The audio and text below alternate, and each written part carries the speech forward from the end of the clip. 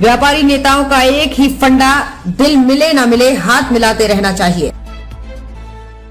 नमस्कार, मैं हूं अंजलि और आप देख रहे हैं यूपी न्यूज 24। तो चलिए शुरुआत करते हैं आज की बड़ी खबर से। 2 दशक पहले एक बड़े संगठन के 2 व्यापारी नेताओं ने ये नारा दिया था कि व्यापारी एकता जिंदाबाद और आवाज दो हम एक हैं। उनके हुंकार पर ही सैकड़ों आम व्यापारी एकजुट होकर सड़कों पर निकल आते थे। आलम यह था कि मौजूदा सरकारें भी व्यापारी नेताओं को बुलाकर पूछती थी कि बता तेरी रजा क्या है। कुछ समय बाद अपनी ढपली को अपना राग देने के लिए दोनों धुरंधर नेताओं ने अपने अपने रास्ते अलग कर लिए। अब भले ही ढेरों व्यापारी संगठन बन तो गए हैं, मगर वैसा वजूद किसी का नहीं रहा। मजे की बात तो ये है कि दोनों की मोहब्बत आज भी दिखाने के लिए उतनी ही है, मगर मुद्दों पर राय हमेशा जुदा रहती है। एक व्यापारी नेता कहते हैं कि अब तो संगठनों के अंदर ही नेता एकजुट नहीं रहते। इसका कारण ये है कि संगठनों के डंडे पर पार्टियों के झंडों का कब्जा है। रास नहीं आ रही सख्ती। पूर्व जिले से चर्चा बटोर कर शहर में आए साहब यहाँ भी चर्चा में रहते हैं।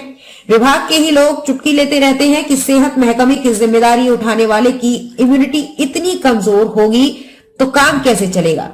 कारण यह है कि जब भी कोई बीमारी पांव पसारती है और शासन स्तर पर उनकी पेशी होनी होती है, साहब खुद ही उस बीमारी से पीड़ित हो जाते हैं। कभी उनको मच्छर काट लेता है तो कभी वायरस धर लेता है। भगवान उनको स्वस्थ रखे, लेकिन इतनी जल्दी बीमार होने पर भी उनके सहकर्मी ही चुटकी लेते हैं। उनको एहसास हो जाता है कि अब उच्च स्तर से बुलावा आने वाला है तो वो तुरंत बेड रेस्ट पर चले जाते हैं। दरअसल जिले में शाम ढले ही उनका दरबार सज जाता था, लेकिन यहाँ वो माहौल नहीं मिल रहा।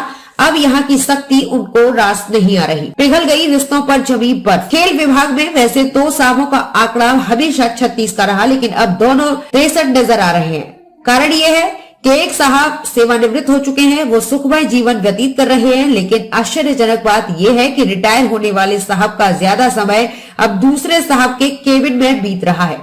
पहले अपने केबिन में अर्ध जागृत अवस्था में रहते थे और जब जागृत होते थे तो दूसरे भुनभुनाते हुए विभाग को और दूसरे साहब की लानत मलानत में लगे रहते थे।